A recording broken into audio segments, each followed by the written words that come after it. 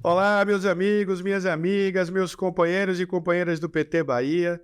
Estamos aqui na TV PT Bahia, inaugurando hoje, com muito orgulho, com muita alegria, o Pod 13, o podcast do PT Bahia.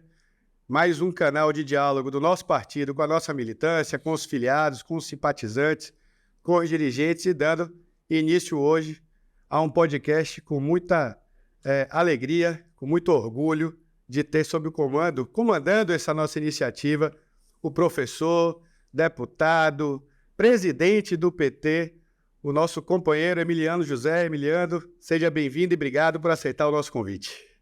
Obrigado a vocês, a todo o nosso PT querido, e começar esse Pod 13 com a presença do nosso governador, né? Uma honra do tamanho do universo, é uma honra extraordinária.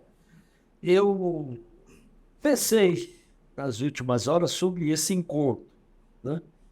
E sobre o governador que nós elegemos. Não é pouca coisa, não, o que o povo da Bahia fez, né? Eu fui lembrar das leituras, do saber, o governador lá de Pereirinha, né? Palmeirinha, lá de Aiquara, lá do sertão. Me lembrei lá atrás da minha infância, de Jerônimo, o herói do sertão. E me lembrei de Jequié, curioso, porque eu nas loucuras de meu pai, eu morei em Jequié, menino, em Jequiézinho. Em Jequiézinho também.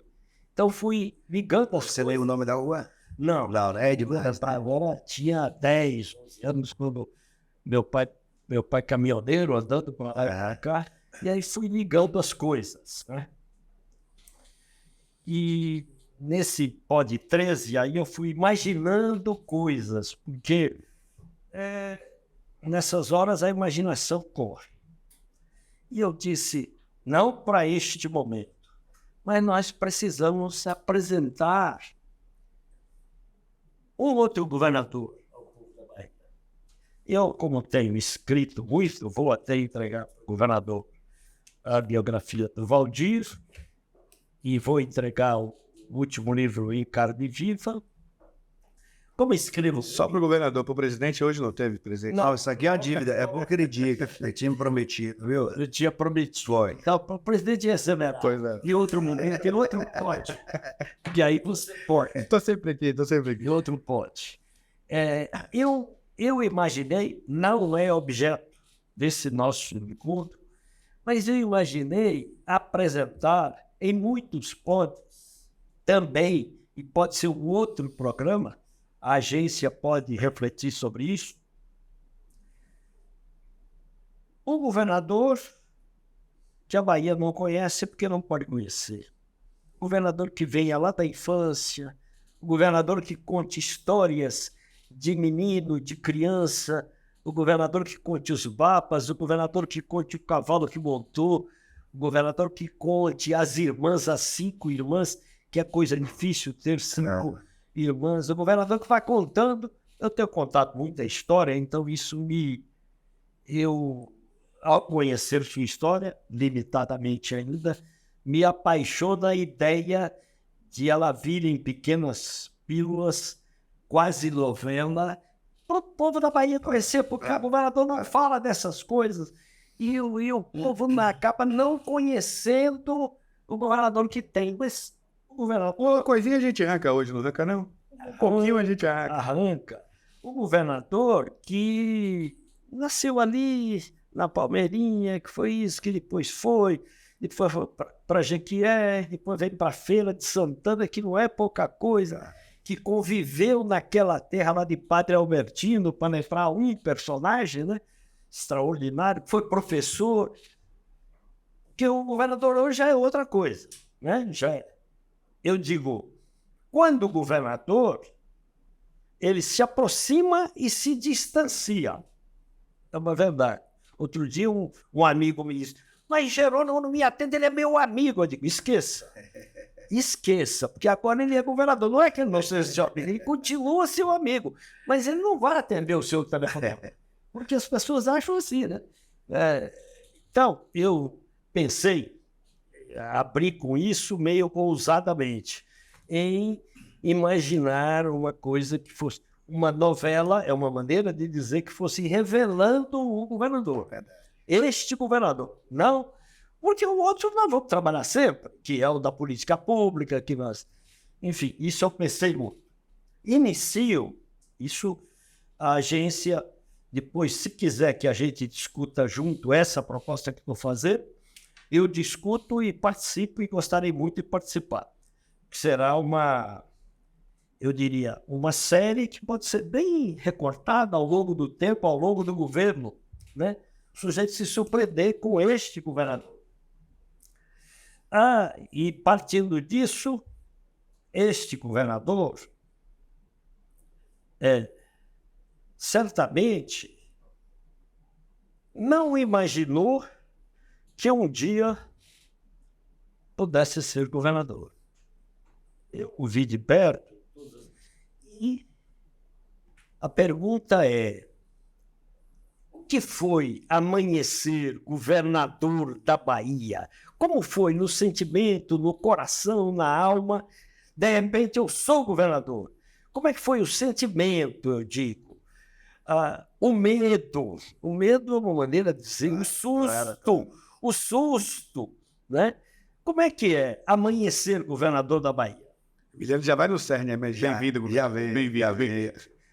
É uma alegria estar podendo... Acho que a novidade aqui, além do Pod 13, é você estar mediando esse podcast. É o PT sendo PT, valorizando, trazendo as pessoas de contribuição forte, de alma viva.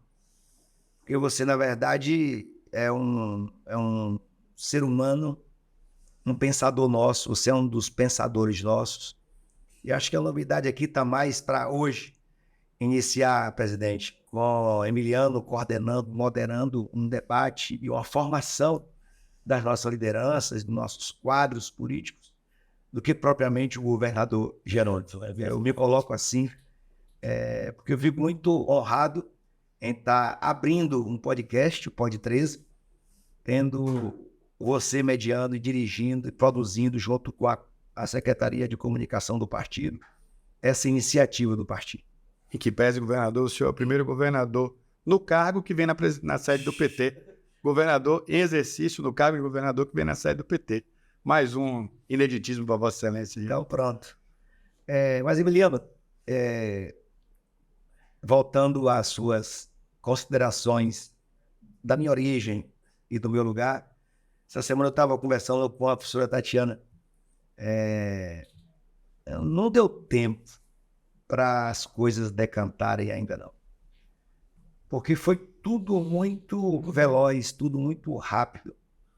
E eu não tenho problema nenhum de dizer à militância que não estava no meu script ser governador, não. Estava no meu script inicial, mediar, coordenar a campanha do senador Jacques Wagner. Já tinha programado em casa, já tinha acertado em casa, arrumado a mala para dizer que eu iria fazer o mesmo que fiz com o Rui 2 vezes. Pregar a mala, descer para o Estado, me dedicar à campanha do nosso projeto. E quando houve a modificação de roteiro, eu novamente reafirmei. Se o projeto, o nome é Otto, que seja Otto, nosso projeto, vamos correr atrás. E depois eu via a tempestade, a avalanche, dizer assim, olha, está mudando o rumo de novo. E agora você está fazendo parte dessa lista. Tudo muito rápido. Tudo muito rápido. E depois que a gente conseguiu dizer, olha, o nome é você, não foi com essa simplicidade, essa construção. Teve choro, teve dúvidas, mas eu sinto que não teve oposição no sentido de dizer assim, não é um nome bem-vindo, pelo contrário. A militância acolheu, o prefeito os acolheu, olha, é um nome que a gente já conhece, que está aqui junto. Quem estava mais próximo sabia que não iria se decepcionar com a escolha. Não é vaidade. É de compromisso, é de quem estava aprendendo o tempo inteiro por detrás das cortinas, construindo ali na sombra, na boa sombra. E depois ainda a pressão dizendo assim, você vai ter aí Rui e Wagner no seu ouvido. E minha postura sempre foi assim. Eu sou um governador orgulhoso de ter 2 nomes, como o de Rui e o de Wagner, me orientando, trazendo os questionamentos, o apoio. Então, em momento algum, esse tipo de medo de receio aconteceu. Eu sabia o que estava fazendo. Eu sabia, lembro, o presidente Éden, às vezes recorda isso, lá nas últimas horas, em Ondina, na casa que Rui habitava naquela época, para definir os nomes e a rota, ali eu já estava pedindo ajuda e dizendo que eu tinha que me esforçar para não ser sombra e não fazer o mesmo, o que era novo, o que era que estabelecia um desafio. E hoje, a equipe de comunicação nossa, do partido, do governo, tem um desafio de dizer o que é que está aqui que a gente não pode, dentro de um projeto que vai para 20 anos, fazer mais do mesmo, mas sem ter as mesmas digitais de 16 anos atrás. O que é que nós temos que trazer de novo? Então, eu não refleti, digo a você, não vou criar termos aqui para responder essa questão. Não avaliei no sentido assim, como é que eu acordei? Eu acordei no dia 1º, tendo que tomar posse, e já estava preocupado com o discurso de posse, com os abraços que eu ia receber, que ninguém ficasse de fora do convite. E a outra alegria, eu acordei me preocupando e feliz porque eu tinha que ir para a posse do Lula. Então você imagina, eu ia para a posse do Lula nem que fosse a pé de ônibus, imagino ir para a posse do Lula, governador do estado da Bahia. Então, essas considerações, Emiliano, é porque realmente eu, aqui como eu estou muito à vontade, eu não construí esse cenário de avaliação do que é que realmente o despertar foi assim, a sua missão está aqui, a posse é essa e vamos trabalhar. Mas fez com alegria, não fez? Como é? Deu algum medo diante dos 15 milhões de Não, dólares? claro, aí é preocupação, né? É porque eu sei que com Lula, com esse time, com os partidos presentes, com os movimentos, e durante a campanha eu recebi a injeção, a vacina que me colocava numa condição que não era medo. Era o tempo inteiro na campanha, no programa de governo, depois da transição, todo o amparo das pessoas falarem do seu jeito. Então nós temos um governador com a cara da gente, com a marca nossa, com a história nossa. Isso me garantiu, eu represento e eu carrego isso. Então o receio foi muito mais de não exagerar no que diz respeito a qualquer tipo de trato que não satisfizesse a esse nosso projeto.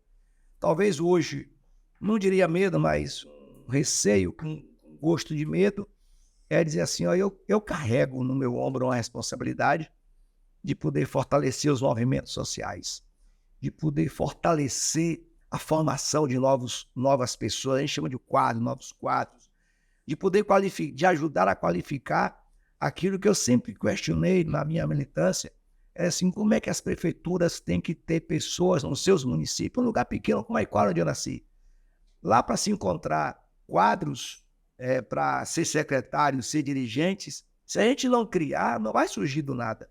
E eu tenho essa responsabilidade de poder ajudar tanto o meu partido, quanto os partidos aliados, mas os movimentos sociais é quem nos vitamina sobre isso. E nós temos que redirecionar, trazer de volta à mesa o nosso papel da década de 80 com Lula presidente em 89, o papel que os movimentos fizeram agora com a questão da eleição do ex-presidente. Os movimentos ali com dificuldade resistiram, criaram, superamos.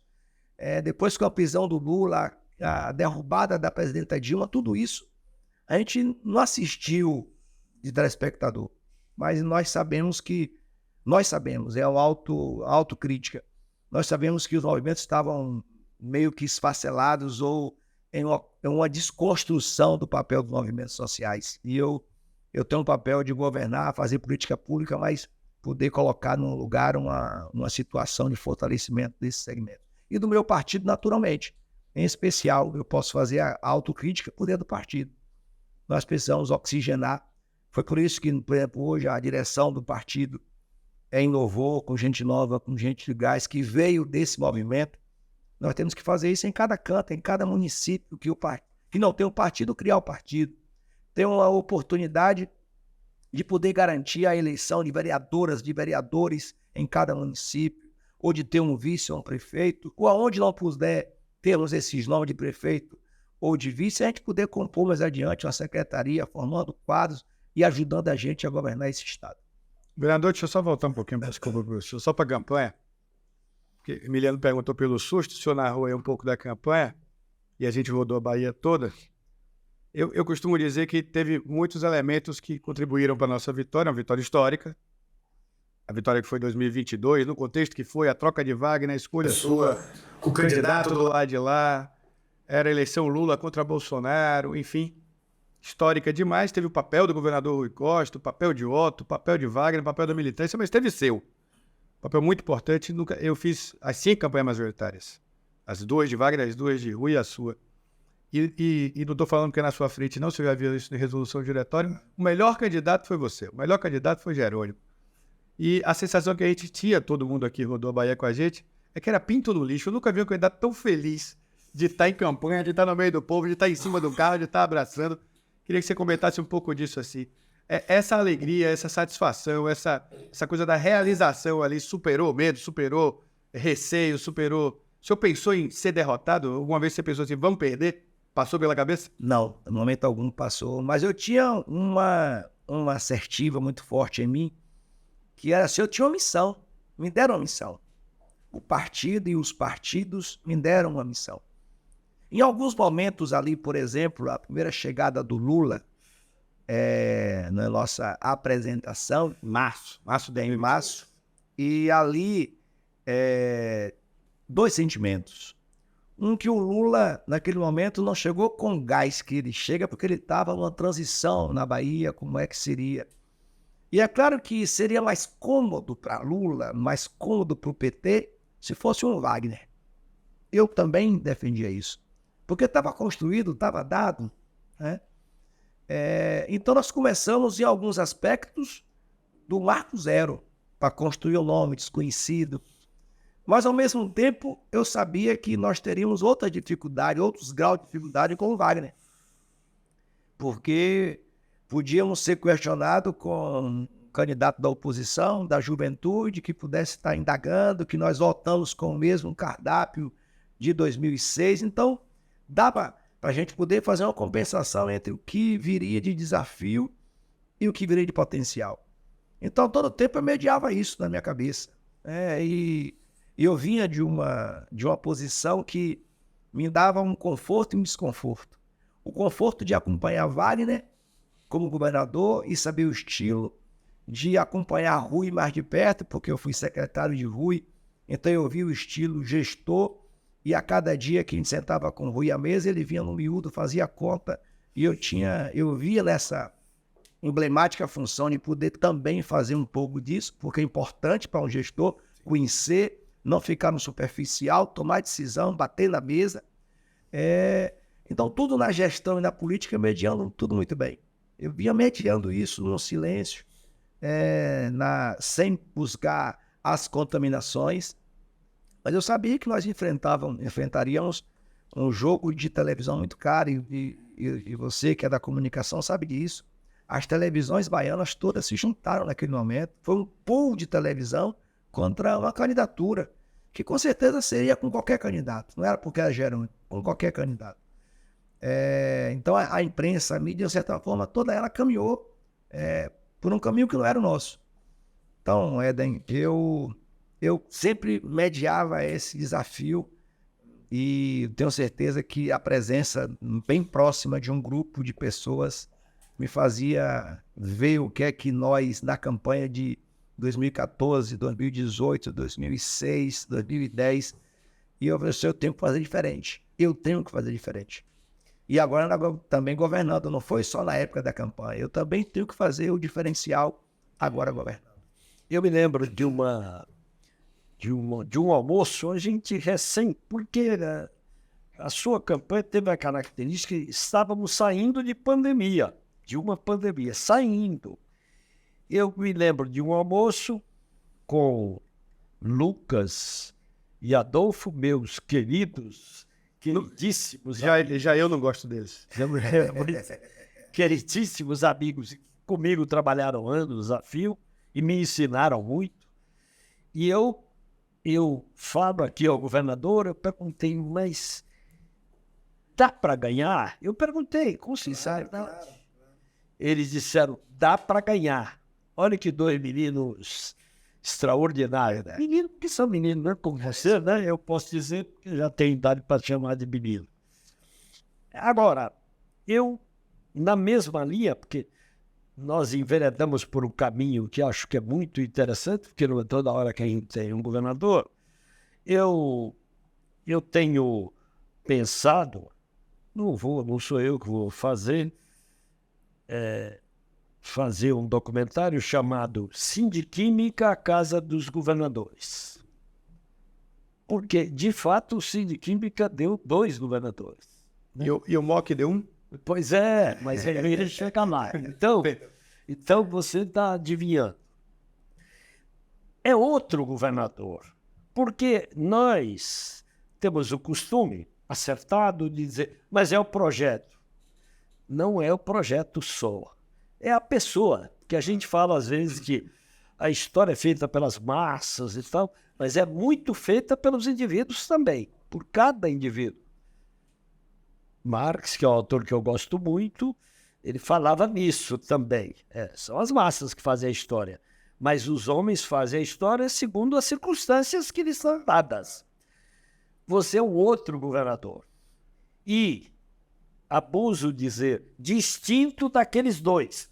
Distinto não quer dizer de jeito nenhum fora do projeto que aqueles 2 construíram, obviamente, né? Mas distinto. Outro governador.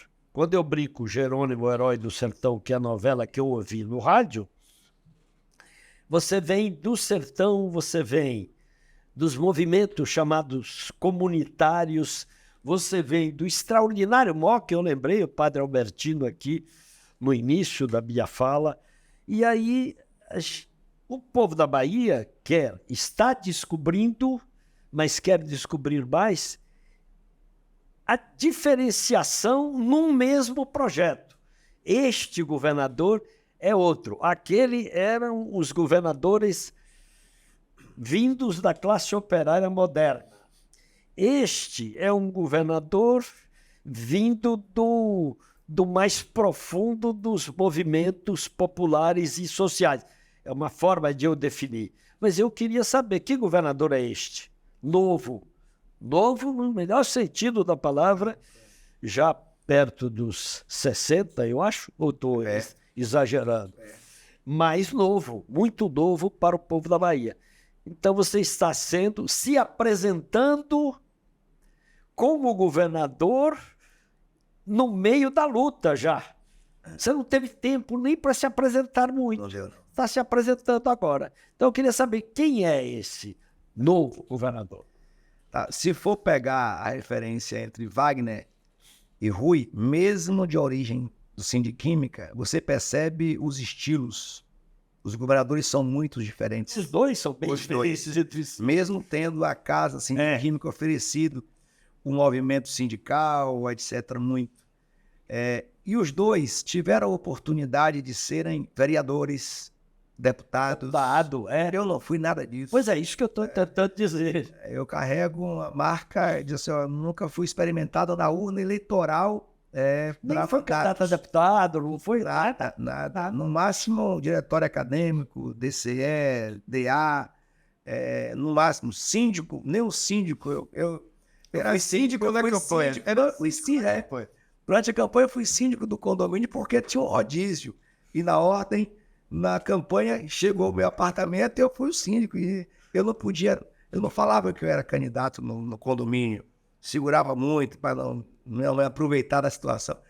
Eles nem sabiam, alguns, que eu era secretário de educação. Só depois que souberam. O secretário de educação é síndico do condomínio. Deixa eu contar 2. Tem alguém que estava no carro e o senhor do lado. Nós estamos em casa, me perdoe chamar de você. Você estava do lado, aí abriu uma pasta, um classificador, uma planilha, Miliano, gigante assim, e tá. Ele botou o óculos e tá. Falei, Jerônimo, é o que isso aí? É alguma coisa da campanha? Ele falou, não, é a conta do condomínio. Estava fechando o último mês. Aí quando acabou a campanha, a nossa equipe encontrou uma companheira, uma colega dele de prédio, de edifício, falou, não, aí, você viu a Vitória de Jerônimo fazendo pesquisa. E a mulher falou, mas o meu síndico virou governador? Virou. Seu síndico virou governador. Mas, Leonori, existem algumas diferenças no sentido da pessoa. Acho que do projeto valeu porque o projeto apresentou. Então, o projeto meio que protegeu o nome. Para qualquer um, o grupo, o projeto faria essa referencial. Mas internamente, aí que nós temos que estudar e entender para compreender como é que a gente consegue ter força para poder quebrar no sentido de modificar, de existir, de mudar alguns conceitos. Porque 16 anos nos deixam acostumados. Para umas coisas bem acostumados, para outra mal acostumados. É natural isso de um projeto que governa, que gerencia uma intervenção por 16 anos. E a gente não consegue fazer as mudanças com a rapidez que a gente precisa ter. Nós gostaríamos de ter um formato diferente. Por exemplo, na relação com os partidos, nas indicações de secretarias. É fundamental qual é o critério, qual é o perfil, como é que a gente pode respeitar as posições dos partidos e os partidos respeitarem as decisões de nomes que possam, de fato, a gente... Alguém vai, mas será que o governador está insinuando que tem alguém que... Não, meus secretários, todas e todos, eu acolho e trabalho constantemente com o mesmo grau de respeito a todos eles e a todas elas. Mas, por exemplo, tivemos dificuldades em bancar uma quantidade maior de mulheres. Tivemos dificuldade de bancar uma quantidade maior de negros ou de LGBT. Então, é um desafio nosso. Que a gente pode botar a mesa do partido, o partido indica, agora cai na conta do governador. Sim. Cai na conta do partido. O PT está governando e deveria ter 10 mulheres, só tem 5 ou 6. E olha que nós temos hoje as principais pastas em volume de recursos, educação, saúde.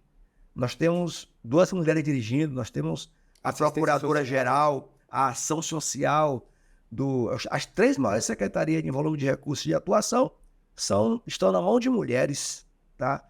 Então, isso é uma questão que nós temos que ajudar os partidos da base a formar esses quadros, essas pessoas, para poder termos a tranquilidade de que na escolha dos nomes a gente possa... Eu, conversando com os partidos, dizendo, eu preciso que os partidos indiquem mulheres, que os partidos indiquem gestores ou gestoras negras. Portanto, é um desafio quebrar isso por dentro. É claro, se fosse um outro projeto, eu vou começar dessa forma e acabou. Mas a gente não tem essa força suficiente, que é natural nessa composição de projetos. Agora, eu trago o jeito de quem é do interior, de quem é da roça. Isso é uma coisa que não é mais um governador urbano. O Rui e Wagner são governadores urbanos. Eu sou rural. Eu sou... A Palmeirinha que você citou aí é uma comunidade que o condomínio que eu morava tinha uma população maior do que o município onde eu nasci, do que a comunidade que eu nasci. Então, e as características de quem vem de lá? Eu sei o que é viver numa comunidade que você tem que andar uma estrada de 35 quilômetros, que é a que liga Palmeirinha, Aiquara, a Jequié. 35 quilômetros, tinha época da estrada ruim que era 3, 4 horas de um carro. Andava de rural, de ônibus. 4 horas na estrada. Então, eu sei o que é isso. Então, se eu não sentar na cadeira e a tinta da minha caneta não fizer essas mudanças, não tem sentido. Não tem sentido. Eu vou continuar cuidando das grandes cidades importantes, Salvador, Feira de Itabuna, Teixeira, Barreiras, Bom Jesus da Lapa, Paulo Afonso, mas eu tenho que pensar e trazer para a pauta os pequenos municípios que nós nunca, nós vimos, depois de vários, nós começamos a enxergar. O Rui deu um grau, eu tenho que aumentar. Municípios pequenos, que hoje eu vejo claramente na minha missão. Esse final de semana eu fui a Bate-Pé. Bate-Pé em Vitória da Conquista. Do Bate-Pé ao Pradoso. Nós vamos fazer uma estrada. Então a reivindicação hoje já não é mais as estradas BAs, as estaduais, que estão boas. Um município ou outro. Nós temos que fazer e refazer. Não são mais as estradas federais, mesmo tendo um presidente no passado que não cuidou das federais. Aqui na Bahia, o Rui e o Wagner fizeram estradas federais, porque o governo não fazia. Então, o que eles estão reivindicando hoje é estrada, só aquele governador é do interior, então ele sabe o que é, bota na mesa dele. Então, nós estamos com uma missão para poder levar asfalto para povoado, asfalto para distrito.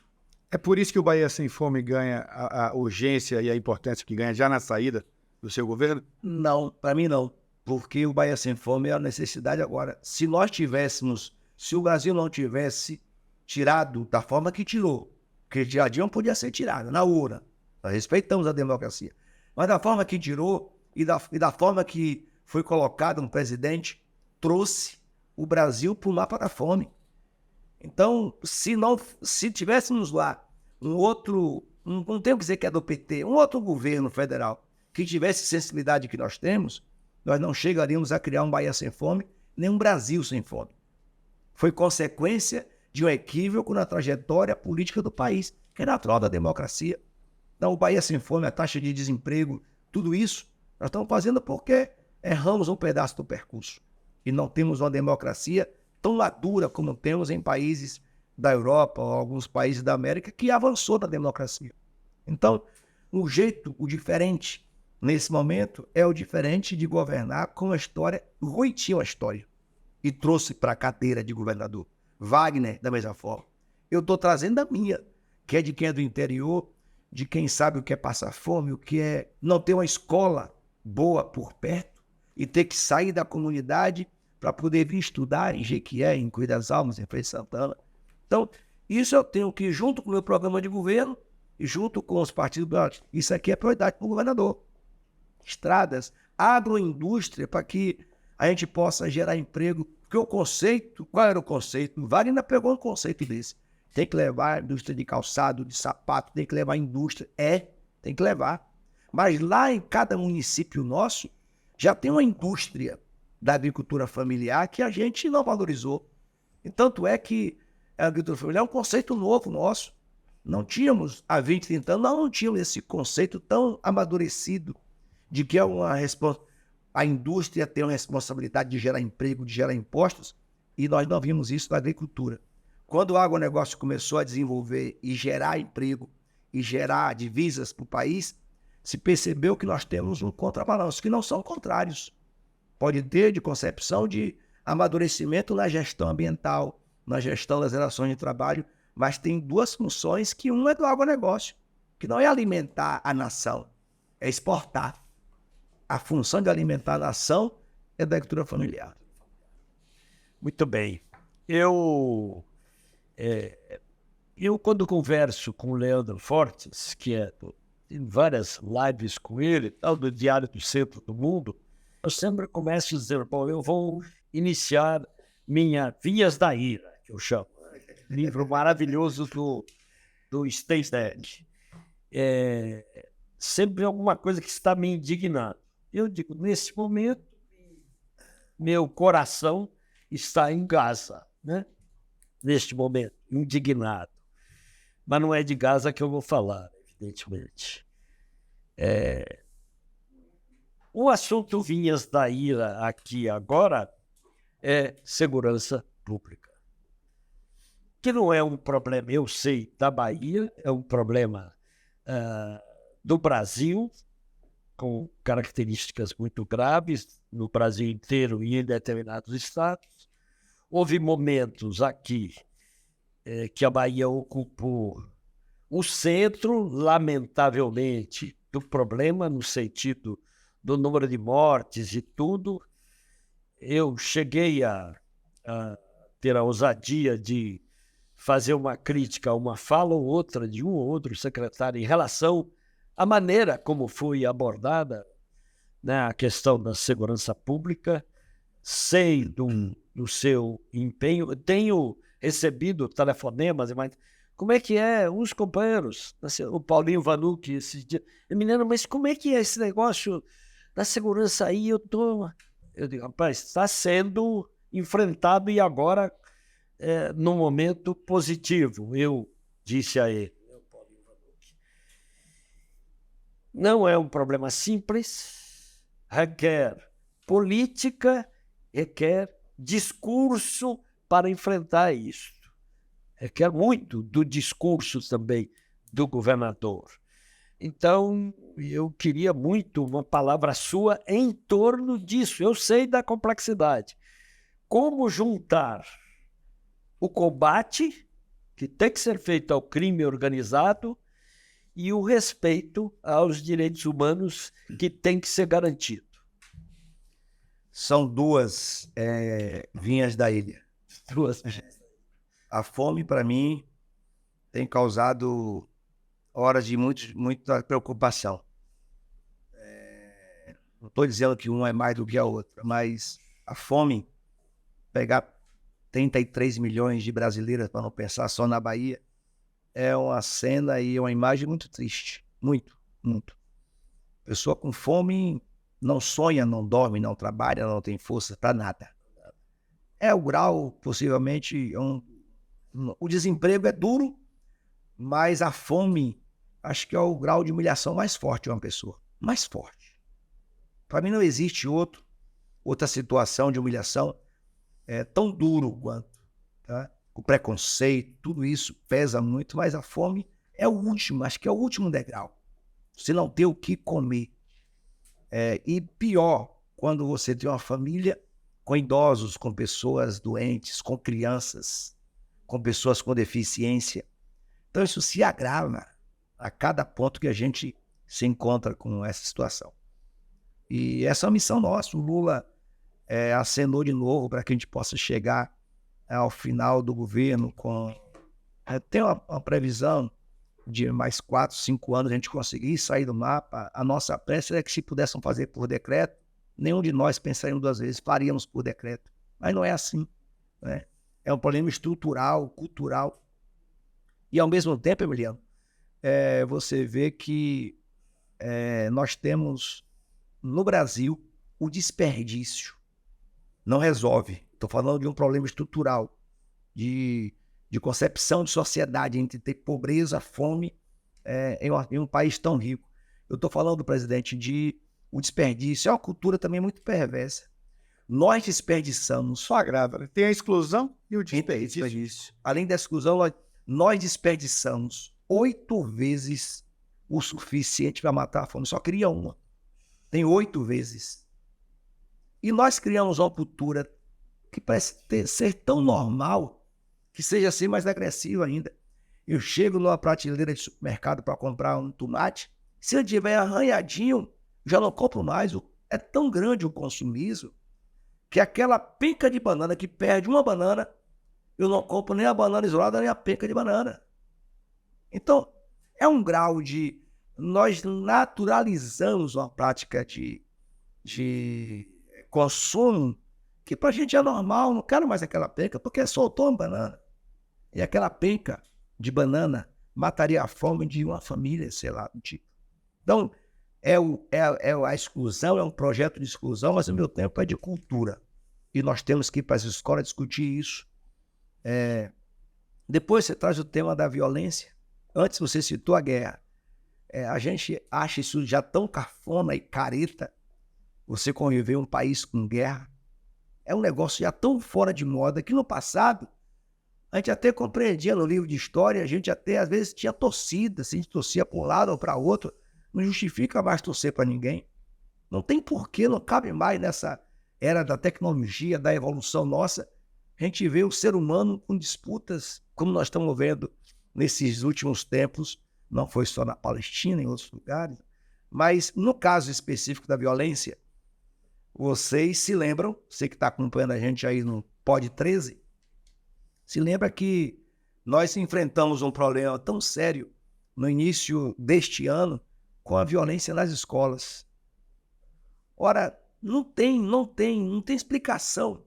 Não era uma violência de crime organizado, não.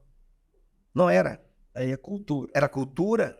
Você oferecer uma violência a uma escola onde nós colocamos o que é de mais sagrado, os nossos filhos nossos, a criançada, a juventude, que está ali em um ambiente de construção, de evolução, de amadurecimento, e nós tínhamos que gastar dinheiro para proteger as escolas. E naquele momento um conjunto de concepção vinha pressionando, tem que botar policial em casa, não tínhamos condições, porque o problema não era esse. Não era um problema só policial naquele momento, era porque chega na violência e tem que ter polícia para resolver. Mas não era de polícia, é de cultura, é de família, é de meios de comunicação, é no formato da escola. E nós conseguimos aqui na Bahia, nós criamos um programa Escola Segura, trabalhando dentro do currículo com os professores, com os estudantes, com as famílias. E parece que é moda, né? Veio a moda, passou, desapareceu. Não, não resolvemos o problema da agressividade na escola. Volta e meia, nós ouvimos e vemos um jovem, um adolescente, uma criança com a arma, ir lá e a gente fica, sabe? Eu boto meu filho na escola, deixo ele lá e Professores sendo agredido na violência, às vezes que não é uma arma, é na violência de palavra, de concepção. Então, isso nós estamos, é um sentimento de uma sociedade que está adoecida, né? Adoecida. Não é na Bahia, não é no Brasil. No caso nosso específico, eu chegava a perguntar por que escolheram a Bahia para poder, nesse período agora, porque o natural era que outros estados que têm essa coisa mais agravada, e eu até me solidarizo com São Paulo, com Rio de Janeiro, não posso torcer para que eles saiam daqui e volte para outro estado. É um problema nosso, porque eu também e outras pessoas frequentam Rio de Janeiro, São Paulo, e lá naqueles ambientes onde a gente consegue, fizeram uma campanha tão forte na televisão que está no nosso subconsciente, que assim, não, a Bahia não pode passar. Como não pode passar por isso? Se o Brasil está passando por isso. Ah, mas isso é mais comum aqui ou ali. Não tem como a gente ficar torcendo. Um brasileiro ficar imaginando que a violência cabe na Bahia e come porque foi circunstância, foi consequência de uma modelagem que nós temos há mais de 20. Alguém sempre traz, mas não estão 16 anos. E 16 anos são o suficiente para a gente poder superar um problema desse. E nós mudamos a forma de olhar que a segurança pública não é só polícia, não é só armas, não é só viaturas. E eu disse e vou repetir, o fato nosso de caso de polícia, os investimentos nossos, desde Wagner, todo mundo lembra como é que era antes de Wagner, as viaturas. Alguém reage, mas é verdade. Faltava combustível, era viaturas acabadas no meio das estradas, quebradas. Nós herdamos ainda até hoje a quantidade de delegacias e companhias e pelotões sem nenhuma condição de ter um policial trabalhando naquele espaço. E ao longo desses 16 anos, nós estamos fazendo equipamentos, capacitando, fazendo concurso. Então, nós imaginamos que essa parte de investimento, inteligência, câmera, estão fazendo muito. Agora, é claro que isso não caminha sozinho. Nós tínhamos o Pacto pela Vida e nós vamos reeditar outro apelido, outro nome, mas é preciso a gente não perder de vista que deu certo e andou bem com o Pacto pela Vida. Não é jogar fora. E a gente ter a criatividade suficiente para ver o que é que a gente não andou bem, ou que é novo e não estava na época do Pacto pela Vida. Nós estamos falando agora de Bahia pela Paz. Nós estamos, talvez, nos últimos detalhes, tentando ter uma proposta nossa para chamar os movimentos de direitos humanos, de segurança pública, chamar a imprensa que lida com esse tema, porque você sabe, tem uma imprensa que lida de esporte, que lida com o meio ambiente, e tem a que lida com segurança pública, direitos humanos, para a gente poder apresentar. Eu não vou lançar esse programa antes de passar essa proposta sem ouvir esses segmentos. Não vou. E é Bahia pela Paz, então? Ele está no meu programa de governo, já estava lá no programa de governo Bahia pela Paz. E agora a presença do governo federal, Flávio Dino, o ministro Silvio, todos eles, o ministro Camilo da Educação, todos eles em um grande movimento, já estiveram aqui diversas vezes, e eu vou ter que fazer aquele papel de gestor. Eu não gostaria de anunciar, não faço a entrega, mas eu não gosto de dizer assim, olha, nós entregamos aí 500 viaturas, nós entregamos fuzis de última geração. Eu tenho que fazer, porque eu sou governador. Eu não posso deixar a polícia militar e civil desarmada ou com armamento aquém daquilo que o crime organizado tem. Mas eu preferia estar fazendo o que eu fiz ontem em Itacaré, Nós ontem participamos de uma festa literária. Jovens de 14, de 8 anos escrevendo livros, estimulando a leitura de livros. Eu gostaria de fazer, como vou fazer na próxima semana, ou no máximo na outra, entregar um tablet para os estudantes de toda a rede estadual, já com conectividade, para que ele possa acessar os livros, as leituras, as músicas, a ciência. Então, Emiliano, nós precisaremos fazer um grande pacto. Esse pacto que nós estamos fazendo aí, Bahia pela Paz, não pode ser só uma ação de governo, não pode ser, não deve ser. A rede estadual, a rede municipal, a rede particular de educação precisa assumir nossa responsabilidade de professores. A gente vai ter que mudar essa trajetória, que não é só no Brasil, não. O mundo tem vivenciado esse último período uma circunstância muito forte da cultura parece que é coisa natural. Nós naturalizamos ver essas coisas. Essa noite eu soube que um quilombo no interior da Bahia sofreu novamente uma baixa, mas não foi de povos do quilombo. Alguém levou para dentro do quilombo um crime para levar. Então, essas coisas eu fico sempre secando. Não é ato só de polícia. Eu não vou ter polícia e nem posso ter, não penso assim, de botar policiais em aldeias indígenas, em comunidades quilombolas, em fundo e fecho de pastos. Essa ação nossa é uma ação muito firme, para a gente poder garantir concurso, garantir equipamento, garantir a inteligência, garantir profissionais. Olha, um profissional, quando ele chega, adentra a farda, ele, no mínimo, ele está com 25, 30 anos. É a média que os policiais começam a ser formados. Uma pessoa com 25, 30 anos, ele já tem uma formação de direitos humanos já quase que, sabe, condensada, já que é difícil você pegar um policial desse e você fazer toda uma modificação se a gente não tiver essa formação lá no ensino fundamental, lá no ensino médio, para que ele já possa vir com uma carga de valores, de olhares, e possa ser um profissional, que eu acredito muito. A gente vai ter que fazer muita formação para os policiais. Sim, há que se preocupar com a academia de polícia, com a formação. Currículo. Perfeitamente. É muito importante, creio. É difícil fazer um pão diferente se a receita é a mesma sempre. Se a gente não mudar a formação nas escolas e na academia, mas o governador muito nos alegra, ao PT inteiro. Primeiro que o senhor não foge do tema, encara o tema da segurança com a dimensão que o senhor disse aqui. Segundo que o senhor entende que não é só polícia, né? Está para além, muito além dos muros dos quartéis, das delegacias, enfim. O senhor falou aqui de educação, falou de escola, e aí era o gancho que eu queria pegar. Esse shopping da educação, as escolas de tempo integral. Tem escola, Emiliano, que é tão grande que começa no município e termina no outro. É tão grande que eu levo na escola que Jerônimo faz, a bisavó de meus filhos chama ele de Jerominho, que Jerominho faz as escolas. Mas a parede sozinha não educa, né? A escola, a piscina, a quadra, o teatro são super importantes. Nós vamos ter uma revolução na infraestrutura da educação da Bahia. Já vivemos essa revolução. Talvez a gente tenha vivido lá com os colégios polivalentes, ali com os colégios modelo, Luiz Eduardo, aquela tentativa ali. Foi ali com a Escola Parque e agora com o Shopping da Construção. Quer ver um diferencial, presidente? Foi, não? É que eu estudei no Polivalente, em Jequié, no Jequiézinho, e para mim aquele negócio era uma coisa... Jequiézinho era uma favela no meu tempo. Né? No meu tempo já era uma metrópole, a capital de Jequié, era no Jequiézinho.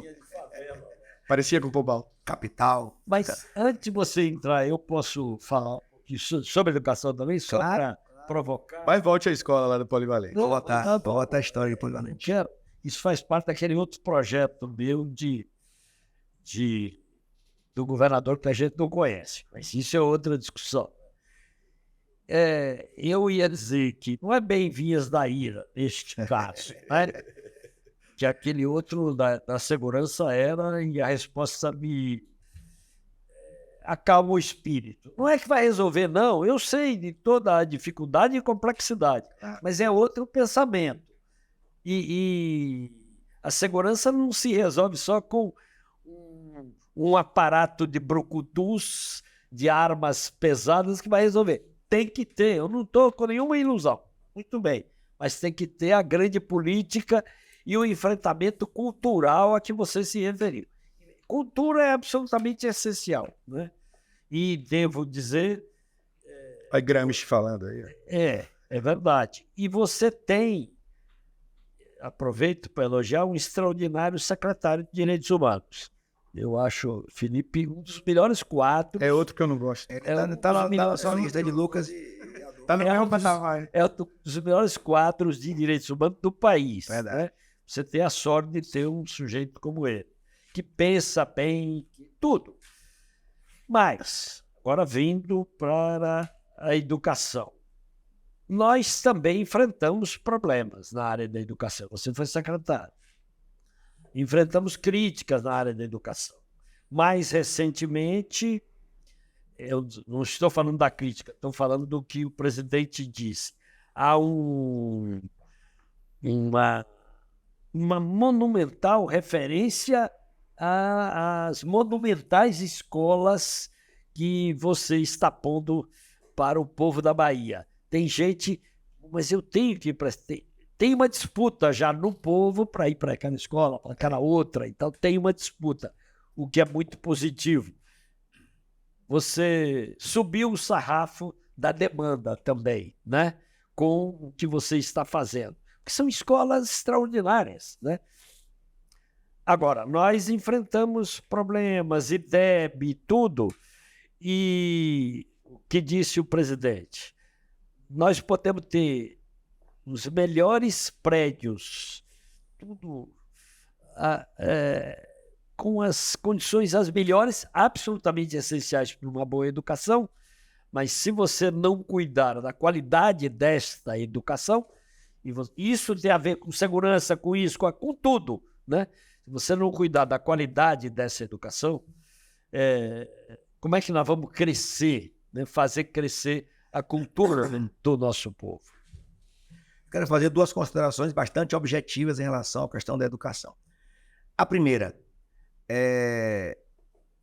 nós nunca comparamos isso com a saúde, mas é bom a gente aprender com o que acontece com a saúde. O que é que salvou o Brasil nessa pandemia? Foi um sistema único de saúde, porque o governo federal se ausentou, pelo contrário, jogou contra e o SUS segurou. O SUS segurou. O que é o SUS?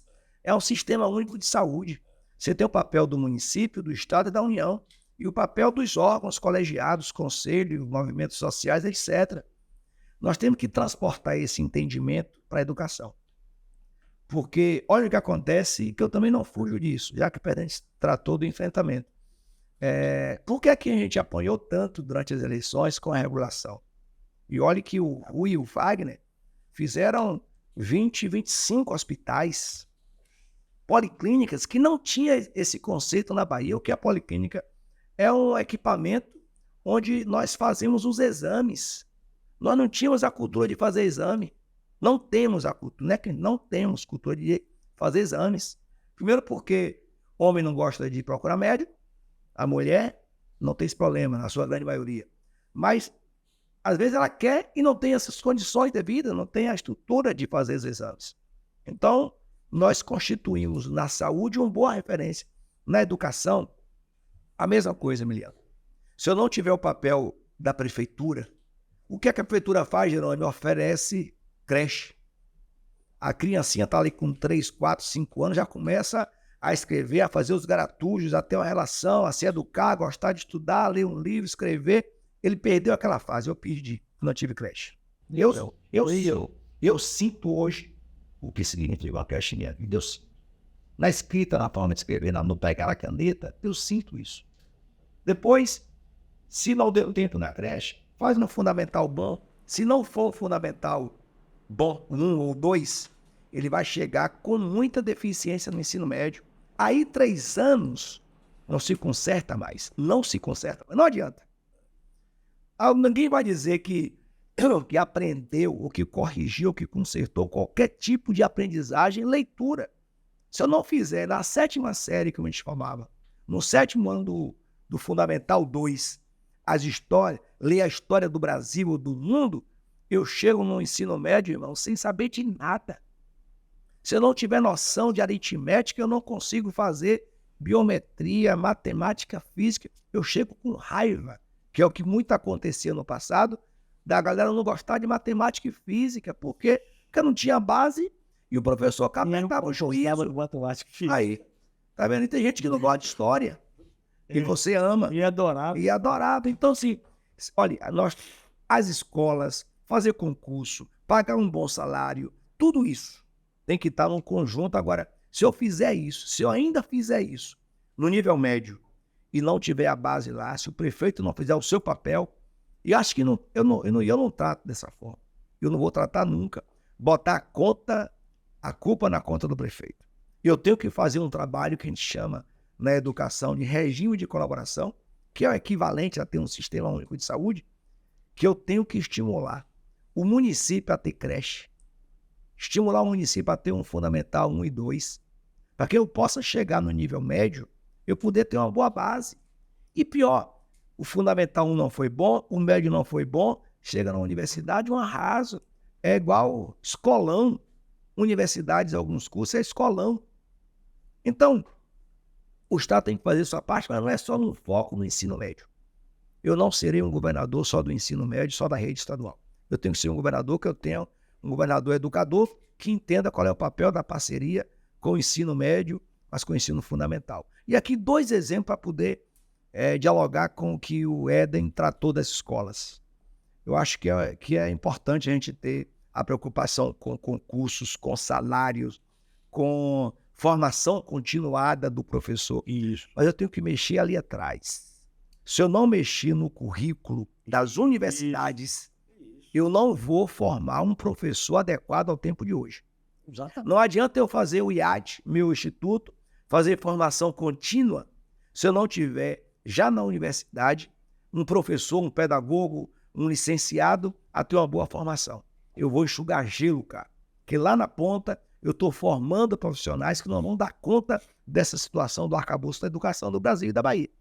Agora, no que diz respeito à construção de novas escolas, eu tenho que ter, Emiliano, um padrão de hospitais, de estradas, de escolas, de centros culturais, um padrão que questione um modelo que nós temos, que é sempre assim, quando alguém fala assim, governador, essa escola está igual a escola particular. Eu falei, por favor, nós vamos mudar o conceito na Bahia. Eu tenho que a escola particular que compare às nossas. Porque sempre foi o padrão de que uma escola pública não pode ter um padrão de escola boa. Eu tenho um conceito, a referência minha não pode ser a escola particular. Lá tem que ter uma escola boa, tem porque é pago. Mas cá também é pago. Nós pagamos o direito de ter uma escola com ar-condicionado numa escola. As escolas nossas têm restaurante, mas não é um restaurante oco. Tem comida de verdade. Agora, meio-dia, nas escolas nossas, tem lá, tem salada, tem arroz, macarrão, bife, comida de verdade. De manhã, nas inaugurações que eu tenho feito, eu tomo café com os operários da obra, com professores, e é cuscuz, é ovo frito, é fruta, é iogurte. Agora, eu não tenho ainda essa pegada de quem fornece. Eu não quero que o ovo frito, que o cuscuz, que o bife seja comprado no mercado. Vou dar um exemplo. Chega na escola de Conquista, eu vou dizer porque eu tenho que corrigir isso, eu também tenho uma parcela de responsabilidade. Eu não posso chegar em uma escola em Vitória da Conquista, que é a terra do café, e eu estar comprando um café sergipano, um café de Feira de Santana, que nem café tem, empacota. Eu não posso chegar em Vitória da Conquista e não ver o avoador, que é daquela localidade, na mesa. Então, eu tenho um desafio que é na forma da produção para chegar até as escolas. E quando eu compro o café em Barra do Choça ou em Conquista, fica ali o dinheiro. E por último, deixa eu falar mais uma coisa em relação às escolas. A oposição não é toda ela, não é orquestrada, mas um caso ou outro, deve ser alguém magoado em algum canto, que questiona por que é que a gente faz uma escola em Ipirá, ou em Caém, ou em qualquer canto dessa Bahia, em Piauí, Itagi, uma escola de 25, 30 milhões. Mas vale a pena? Quer dizer, então, para Salvador, Cajazeiras pode, para o Imbuí pode, para São Cristóvão pode. E eu não posso fazer uma escola dessa para Caém, para Jucuruçu. Eu não posso fazer uma escola dessa para Veredas, no interior, no Curi. Qual o diferente de eu ter um jovem de Vereda, de Mucuri, de Itabatã, em não ter uma escola dessa, enquanto alguém da cidade grande tem? E como vocês trouxeram o exemplo, eu estudei no Jiquezinho, na escola polivalente. Era uma alegria ter uma quadra descoberta, no sol quente de Jiqué, mas era a quadra que eu tinha, amava e adorava. Eu não saía da quadra. E jogava bola? Demais, irmão, demais. Depois eu vou lhe dar uma dica. Faz parte da minha série. Faz parte da série. Não fura, Que a gente revelou. você não vai furar a série do cara, não, que tá programado. Só para fechar. Não, só para fechar. Então, assim, nós estamos falando qual o diferencial. Aqui é a crítica de modelo. Onde é que estavam os polivalentes? Estava em Piauí? Estava em Itagi? Estava em Aparema? Não. Estava em Jequié. Estava em Itabuna. Estava em Feira de Santana. Não está errado ter ali. O que está errado é não ter um lugar pequeno. Olha o colégio modelo, que o argumento era que a privatização da Coelba iria viabilizar recursos para construir os colégios modelos. São colégios bons, mas estavam onde? Estava em Jequié, estava em Barreiras, estava em Vitória da Conquista, estava em Barra do Choça? Não estava. Estava em Cordeiros? Não estava. Estava em Belo Campo? Não estava. Portanto, nós estamos fazendo agora, não é só ter escolas desse padrão, não. É ter pela Bahia inteira. Inclusive, educação do campo, escola do campo, que nós temos que reverter isso. Emiliano, fecha-se escolas na rede municipal ou estadual, em alguns lugares, a pretexto de dizer que ele não tem estudante em quantidade. Mas se eu não tiver escola, eu não seguro os meninos. Eu não seguro as meninas. Então eu tenho que manter a escola nessa... Como é que eu não invisto em escolas em aldeias indígenas, em quilombo? E são normalmente escolas distantes da sede, que a menina ou o menino tem que andar da comunidade para um povoado, depois pegar um carro e chegar na sede. Isso numa rede estadual, justifica-se. Mais povoados grandes, nós temos que chegar lá. E para isso eu tenho que ter sintonia com o governo federal que entenda isso. O Lula agora no PAC colocou dinheiro para os municípios e estados construírem creches e escolas, ajudando a rede a se fortalecer em cada canto da Bahia. Eu posso puxar para a eleição? Porque o presidente fica agoniado para puxar para a eleição. Mas antes disso... Pendura aí. Não, antes disso, ainda na educação, você falou com propriedade sobre o papel das universidades numa mudança cultural, na formação, propriamente. O que andou até hoje em relação a esse diálogo com as universidades estaduais, federais, institutos? O que andou? Tem conversado? Porque é uma área que eu acho fundamental para que ocorra o que você está dizendo. Você quer um segredo meu, né? Os segredos. Eu quero. Um segredo meu foi assim. Eu ainda não me acostumei com Ondina. Ainda não. É uma casa muito grande para eu, minha esposa e meu filho. É gigantesca. É gigantesca e você... A privacidade no sentido de você ter o aconchego, ela tem um perfil de habitação, mas não tem a liga que a gente tem nas casas da gente. E eu também sei que é passageiro. Então você acaba não posso investir numa coisa que eu gosto, porque é um patrimônio, é tombado, etc. Então, a primeira agenda que eu fiz pública recebi Lula e tudo, mas não foi para uma agenda. A primeira reunião de trabalho que eu recebi lá foram os 4 reitores da universidade. Eu fiz questão, estaduais. As 4 estaduais. Foi a primeira agenda que eu recebi lá. Os 2 reitores e as 2 reitoras. Tá? E foi minha primeira agenda, foi o primeiro café que eu tomei. E ali eu me comprometi para a gente poder fazer um plano para recomposição de perdas, para as obras que estavam em andamento, e a gente vê o que é que nós precisaríamos de laboratórios, de equipamentos, mas também de concurso público. Não deve ter um mês e pouco aí. Todas elas já estão chamando os concursos públicos e abrindo concurso para poder recompor. Fora os equipamentos de quadra, de campo, que eu também quero envolver com isso. o ponto mais crucial era de recomposição de professores. Mas eu coloquei uma das questões colocada à mesa, que às vezes a gente também fica com receio. E quero me alertar aqui para os meus companheiros do partido, que eu não tenho problema de discutir e repor um debate em torno da autonomia universitária. Tem um limite no sentido do que é o conceito de autonomia universitária. Eu não posso permitir, eu sou professor de uma delas, eu não posso permitir a autonomia para ficar enclausurada, que ninguém possa questionar. Nós já questionamos a formação inicial. É um questionamento que nós temos que fazer. O outro, existem cursos, Emiliano, que hoje nas universidades, vou dizer das públicas, de forma geral, porque eu também aí peço a permissão para dialogar com as universidades federais e os institutos, existem cursos que já estão ultrapassados no sentido de não caber mais. Você chega em um local, tem lá um curso nosso oferecendo administração de empresas, durante 8, 10, 15 anos, saturou aquilo ali. É preciso manter, que se mantenha, vamos achar a justificativa, mas qual é a demanda real que eu tenho que levar para aquela comunidade, para aquele território? Olha o que está acontecendo. Nós fizemos agora concurso, as entregas das escolas novas, todas elas têm laboratório de química, de física, de matemática, de laboratórios. Eu tenho que ter concurso naquelas áreas para poder... Educação física, falta naquelas áreas específicas. Nós agora vamos chegar com... Eu não vou ser um governador com o mesmo conceito do Rui, porque o Rui, ele marcou a presença firme como sendo aquele governador que construiu 20 hospitais, 24 policlínicas. Eu não tenho mais lugar para criar policlínica, então não é esse caminho meu. Eu tenho que agora fazer funcionar as policlínicas que o Rui nos deixou. Então me deu o gancho. O seu desafio não é fazer mais, ou só fazer mais, é fazer melhor também. Melhor serviço, melhor entrega. Não é mais ou melhor. É assim, eu vou pegar as policlínicas, nós temos 24, 25. No meu programa de governo, com mais 4 ou 5, eu fecho a oferta de policlínica na Bahia.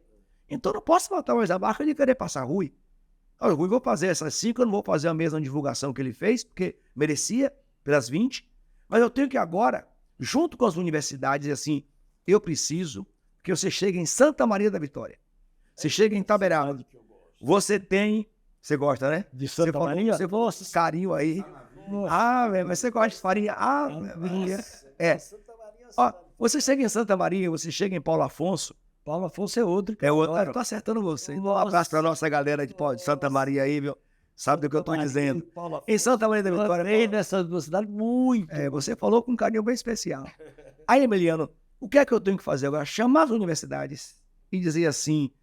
Eu estou com policlínica precisando e nesses locais, é por isso que a expectativa nossa é superar a folha de regulação, nós estamos levando agora para o interior do estado a oferta, por exemplo, de tratamento cardíaco, de coração, que não tinha antes. Quem tinha problema cardíaco nesses cantos tinha que ir para Barreiras ou para Salvador. Agora não. Eu não preciso sair de Teixeira. Porque ele Paulo Afonso vai para Ponte. Eu não preciso mais trazer de Teixeira uma pessoa andar 600, 700 quilômetros de vereda, Jucuruçu. Não dá. Então, quando eu chego lá e crio um hospital, que a gente vai entregar dezembro ou janeiro, o Hospital Costa das Baleias em Teixeira, o que é que eu vou dizer? Eu preciso colocar lá médico especialista de alta complexidade do coração, de câncer, de todos eles. Então, agora eu tenho que chamar as universidades para dizer... Nós temos uma missão de desenvolvimento do estado da Bahia e vocês estão aqui na dianteira para nos ajudar a orientar esse projeto. A formação de profissional, em cada canto tem uma demanda.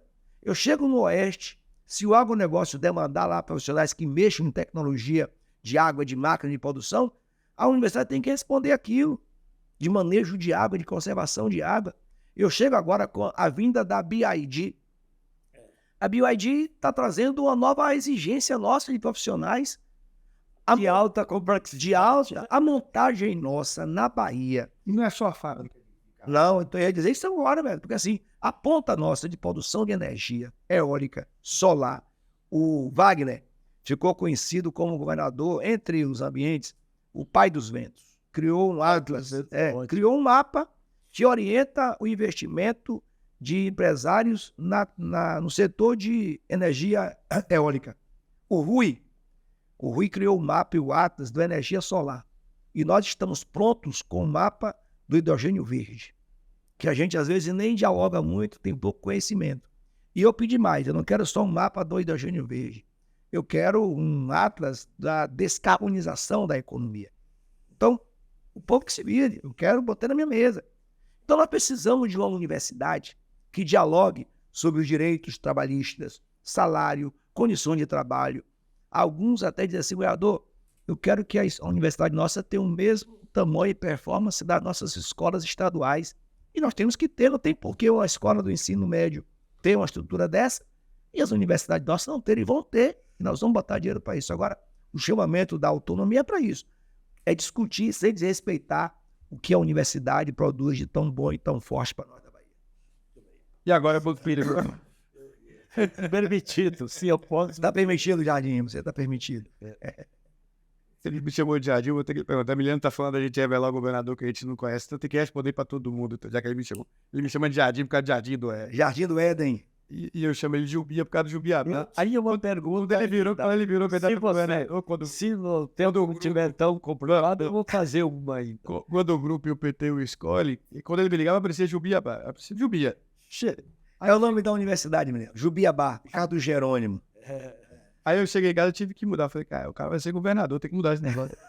Jerônimo Rodrigues. Mas eu também não ligava o nome da pessoa, aí eu tive que reprogramar. Mas voltando para as eleições, o senhor tem dito nos atos, nas visitas às cidades e tal, e o que traz grande conforto assim, para a turma do PT, para a nossa militância e tal, o senhor tem dito que Jerônimo vai fazer a campanha de quem fez a campanha de Jerônimo.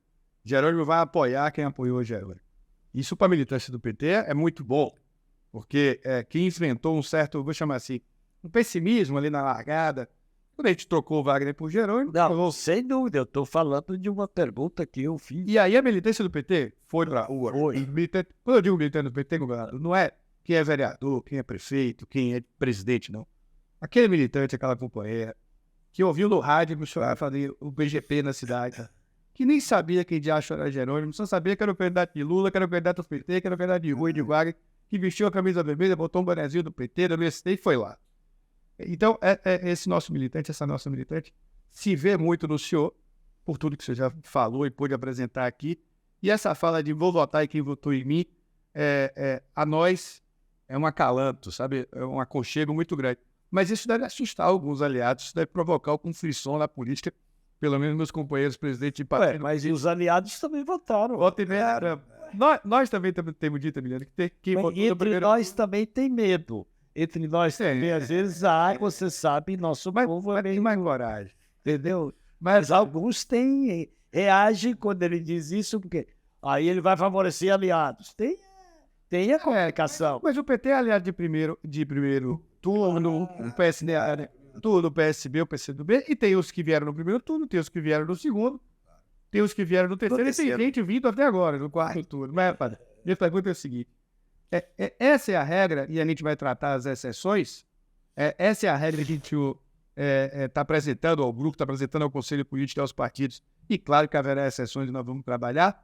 Como é que você está vendo isso? Eu sei que tem uma característica muito forte, que todos reconhecem, eu também reconheço que o senhor é um cara muito grato, tem uma gratidão, um valor muito forte. E acrescento, e o desafio Salvador. Só para complicar. Tá certo. Não complica, não. A gente podia passar um riscado no chão e dizer a eleição agora é de 24. Quem quer construir para frente, segura aqui um pouco a onda. Em alguns lugares que você chega,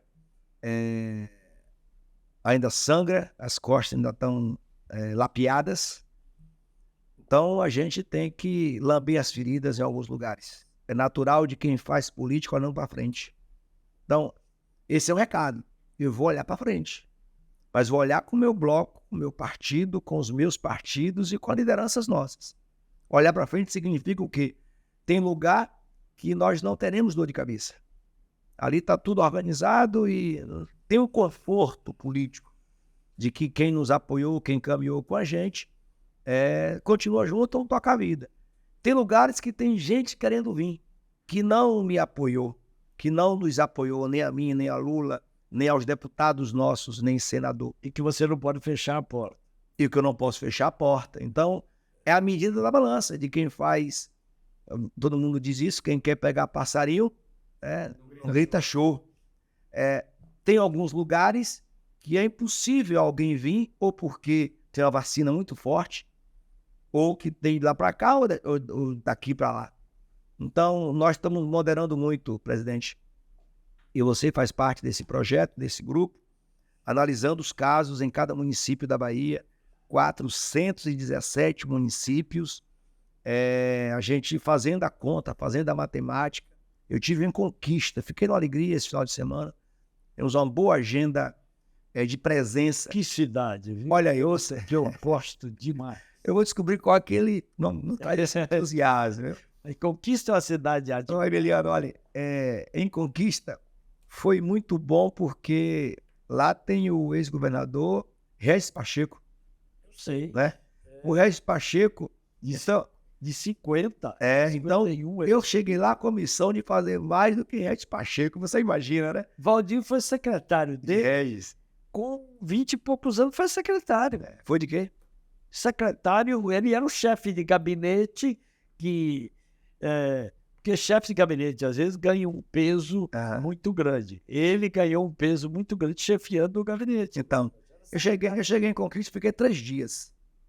Cheguei na véspera do aniversário, 183 anos. É uma capital, rapaz. Muito, Beleza. muito. E nós ali fomos a um De evento força. religioso. E foi uma festa. No aeroporto não tinha. Ali já era, parecia que era o meu turno. E as pessoas abraçando. Então nós fomos ao evento. Eu assisti 3 shows lá no meio do povo, não fomos para palco, ficamos lá no meu estilo. Todo mundo naquela euforia, porque era um evento de paz, de religião, etc., os evangélicos. Aí no dia seguinte a gente começou cedo, inaugurando uma escola. Não, mas Fomos dar uma entrevista. Presbiterianos, batistas, então tem uma cidade protestante. Ela é uma das maiores em número de evangélicos. Né? Então, no outro dia, 3 dias. E no último dia, eu reservei, fui ver o arcebispo, que eu tinha feito uma agenda de evangélico, fiz com um católico, fui ao encontro de Guilherme, e depois a gente fez uma agenda com a composição nossa. Só para você dar um exemplo do que nós estamos tratando. Então, lá, no campo desse grupo de partidos políticos, nós temos o nome de Valdenor e o nome de Lúcia. Foi candidata agora a deputada, MDB. Lá já se passou por aquela triagem, o partido tinha 5 nomes, se concentrou em Valdenor. Mas ali eu tive que fazer uma missão do que eu estou querendo dizer aqui agora. Eu preciso de unidade.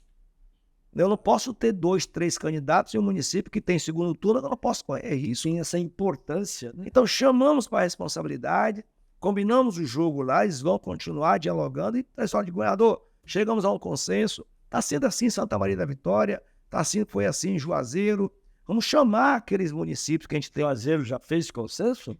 Está construído. Tinha uns 8, já estamos em 5, sobre o que está em 4, a gente vai enxugando. Agora Vamos fazer feira dia 15 agora? Feira, feriado, depois de amanhã. Agora, eu também tenho lugar, Emiliano, já respondendo a sua segunda etapa, que eu não vou poder esperar fevereiro, março, abril, porque para Salvador. Eu não posso passar de dezembro. Se passar alguns dias ainda vai, mas não tenho condições, porque senão a gente começa muito atrasado. Perfeito. Mas, presidente,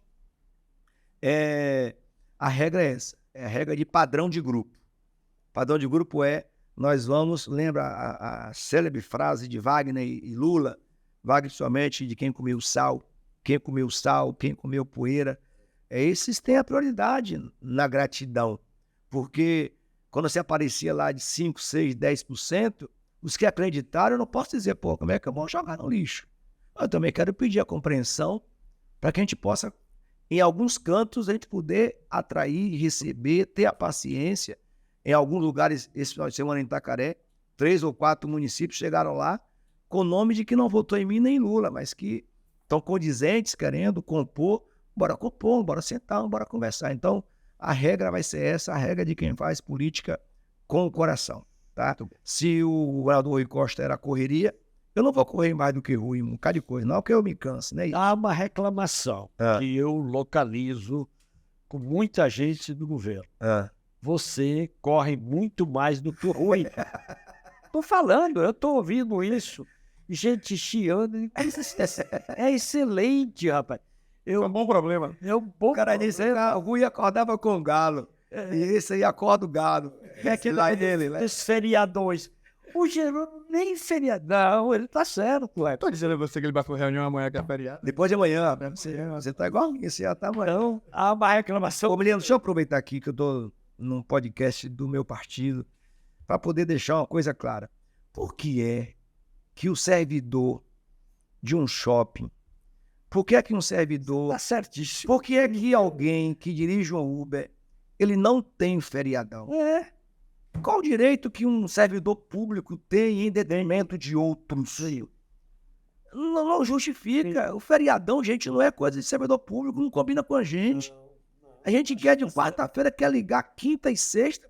Quem precisa do serviço público? é. Por exemplo, uma mãe que precisa deixar seu filho na escola porque trabalha, quem é que vai cuidar daquela criança? Se alguém adoece no dia, mas o hospital não vai. Então, está combinado, está pactuado comigo, eu tenho esse respaldo no meu partido, dos meus pais. O Lula já começou a dizer agora que o feriadão atrapalha a economia. Então, assim, ou pela economia ou pela justiça, nós já temos quem é serviço, sou servidor público, sou concursado, eu já tenho uma garantia de serviço, eu tenho salários fixos, eu tenho direito a um plano de saúde.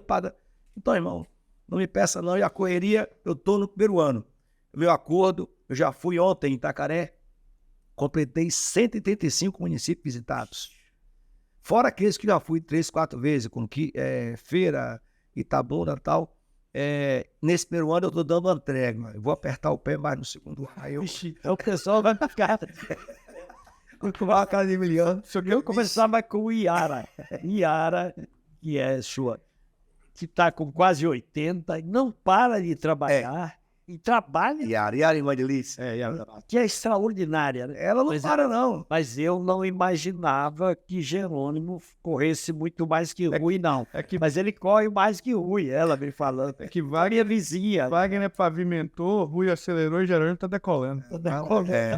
Pode ver se deu roubar o emprego dos marqueteiros ali. A turma tá dizendo que a gente já estourou o tempo aqui. Já, eu pensei que estava Nós estamos começando. aqui há algum tempo. Eu queria saber se o senhor quer tomar providência. Milano, eu ia ficar aqui a tarde inteira. E tem um ping-pong aqui que estão sugerindo. Não, mas antes disso, eu vou fazer ainda uma pergunta. Vamos lá.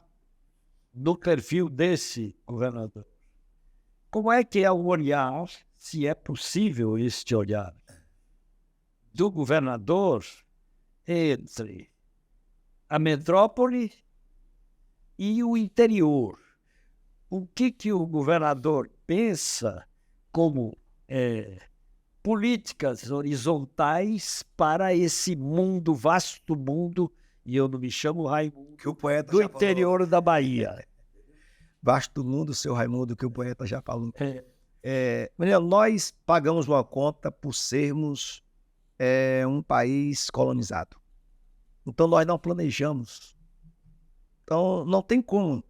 Olha, nós planejamos Brasília, quer dizer, o Estado planejou Brasília. E nós já vemos hoje o que acontece no entorno de Brasília. Então, você chegar, por exemplo, em Cajazeiras, e você querer fazer até para instalar uma escola, eu não tenho terreno para poder botar uma escola, botar um hospital, botar uma quadra, um campo, uma delegacia.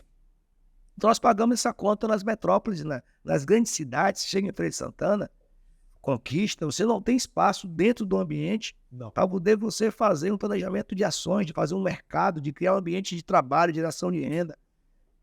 Então nós pagamos uma conta. Essa é a conta que nós temos que fazer assim, vamos rodar porque é isso que está aí, não tem outra coisa, infelizmente. Então nós tínhamos, no interior, tem uma facilidade em relação a isso, porque você tem condições de você fazer um planejamento. Então, governar não se governa sem planejamento. E eu não estou falando de planejamento burocráticos, como é o caso de um PPA, uma LDO, a lei orçamentária, que são peças obrigatórias e que nós burocratizamos essas ferramentas como um elemento de planejamento. Como nós não planejamos a nossa instalação nesses lugares, a gente fica só em algumas coisas, apagando fogo. Nós apagamos fogo em algumas ações. Nós temos que apagar fogo bem apagado e tentar ver como é que a gente reconstrói esse conceito de metrópole, de interior, nós temos que cuidar bem de Salvador, de Feira, porque é das cidades grandes que acolheu as pessoas do interior, porque não tinha oportunidade de trabalho, não tinha oportunidade de escola, não tinha oportunidade de saúde. E aí foi procurando os lugares onde é que tinha essa oferta de serviços.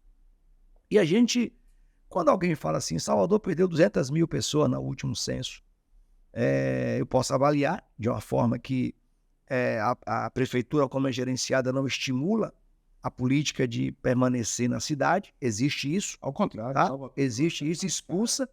Mas eu também coloco e pondero que a gente também, na frieza da análise, a gente possa imaginar que o interior, muitos deles estão sendo atrativos. Você chega na Chapada, os municípios estão crescendo. Vitória da Conquista cresceu, aumentou a população de Conquista, no mesmo período que Salvador perdeu. Então nós precisamos fazer um pacto pela segurança pública. Se a gente não fizer pactos antes, a segurança pública não vai dar conta disso. A rede de educação, a rede de saúde não vai dar conta disso. Então nós precisamos, nessa gestão, pedir ajuda aqui ao meu partido, que nos ajude, que nos oriente, a gente poder construir nos próximos 4 anos, fazer o trabalho que me deve, que eu tenho que fazer meu dever de casa, mas no paralelo, construir um ambiente de planejamento e pensar qual é a Bahia que nós queremos, contemporizando aí cidades grandes, cidades médias e cidades de interior pequeno. O fato de você construir uma escola dessa, grandiosa, digamos assim, em um lugar pequeno, é a chance de que ali você vai ter uma educação profissional. Ali você vai ter uma educação integral. Ali você tem laboratórios. E hoje pela manhã, ontem nós tivemos o Enem, a segunda etapa do Enem. E eu estava ouvindo de manhã hoje a matéria, eu tenho que puxar à frente para acabar com esse negócio de vestibular, de Enem. Sabe? Nós já temos hoje uma parceria com as universidades, algumas delas, que o estudante, quando faz o nível médio, ele já tem uma nota, já começa a ter uma nota desde quando ele entra no circuito, e ali é o critério dele poder acessar a universidade. Então, tanto você tem um cuidado de não excluir, você começa a cuidar desde cedo, mas o problema é que a gente não tem vaga para todo mundo. Então, você tem que criar ambiente nas universidades. Nós já temos hoje, nas escolas nossas, o chamado CUNE, são os colégios universitários. Já tem uma parceria com as universidades para a gente poder quebrar esse ambiente. Eu acho que a permanência do Lula nesses próximos 3 anos, completando o ciclo dele, nós vamos voltar a ter investimento nas universidades e assim a gente poder garantir que esse planejamento nosso possa acontecer de uma forma mais tranquila e mais adequada, pensando na frente. Não é para a geração, nossa geração, é para gerações futuras. Vamos falar, eu gostaria de fazer uma pergunta mais do governador que o professor Emiliano está revelando aqui, vai revelar na série. Mais da intimidade aqui agora, eu soube que você ficou amigão do Lula, tomou banho de mar, 1 hora só vocês dois, meu espião estava lá na praia e tal. Mas aí, tá amigo do presidente mesmo? Virou Lulinha? Realmente o Lula é uma figura muito agradável. Ele deixa a gente muito à vontade. Ele é desses caras, como a gente, que gosta de dividir prato, de não ter prato particular. É presidente, mas... É gente. É gente, né? Então ele deixa a gente. Aí nós chegamos no INEMA. E eu fui achando que é só 1 hora para ver ele, ele quer descansar, tava com Janja. Eu fui de calça jeans. Quando chegou lá, ele falou assim, mas você não vai no mar? Eu falei, não, presidente, eu tenho outra agenda, tentando me sair dele para ele poder ficar à vontade. Não, pega um short para ele. Me deu um short dele. Lembra aquele short do isopor? Sim. Eu fiquei com medo que fosse aquele short do Baba, velho. Então, assim, e aí acabou, fiquei o dia todo lá e a gente foi assistir jogo e ele deixa a gente na situação. E agora, todas as vezes que a gente está em Brasília, a gente tem uns segredos, né, umas coisas que a gente conversa entre si e tal, e ele sempre me chama para poder ver como é que tá os andamentos, as coisas, e sempre deixa muito à vontade. Então, a gente tem que saber o lugar dele, o meu lugar como presidente, mas nesses ambientes pessoais, ele é uma figura muito agradável, é um amigo, e ele já está voltando ativa com a perna. Espero que a cirurgia que ele fez, torcer para dar certo, porque não para ser presidente, não é isso. É porque ele me diz assim, Jerônimo, tem horas que eu fico nervoso. Eu não posso ficar nervoso quando eu vou atender alguém. E às vezes a dor é tão forte que deixa, não é culpa da pessoa, é que você fica nervoso, você fica chato, você fica... Então é para ele ter o momento de paz dele, de tranquilidade e tal. E é uma figura. Tá brigando com a matemática, que nem o aluno que você falou. É igualzinho, velho. Aquele negócio do Enem com a jaca na mão, explica que jaca era aquela. Que tinha ver jaca com o Enem. Ele tem essas tiradas bem bacanas. Engraçado aí, o senhor que é intelectual, estudioso, ficam ali os intelectuais tentando buscar o que é que o Lula falou com a jaca na mão. Ele pegou uma jaca, era uma jaca na mão do cara. O professor Mineiro vai encerrar, mas me pediram para fazer um ping-pong. Você? Agora, Danilo, vamos lá. Rafa, música que você tá ouvindo nesse momento. Ó, esse dia deu uma recaída. Deu uma recaída danada. Eu comecei a ouvir umas músicas mais velhas. E tem uma que eu ouvi essa semana. Quando eu tô com a música, dizem que quem tem essa coisa de ficar repetindo música, eu repito a música. Eu ouço a música 4, 5, 6 vezes. Céu de Santa Maria, eu gosto muito. Bom Caetano Veloso. E me traz uma parte, eu tava precisando disso. Pedi uma música. Vamos lá. E o livro? Olha, esses dias eu tenho segurado a onda. Eu li o livro de Itamar, o novo livro. Agora eu estou com uma recomendação aqui, vou ter que dar uma olhada. Às vezes eu não consigo ler o livro todo, eu vou no capítulo, vou lendo.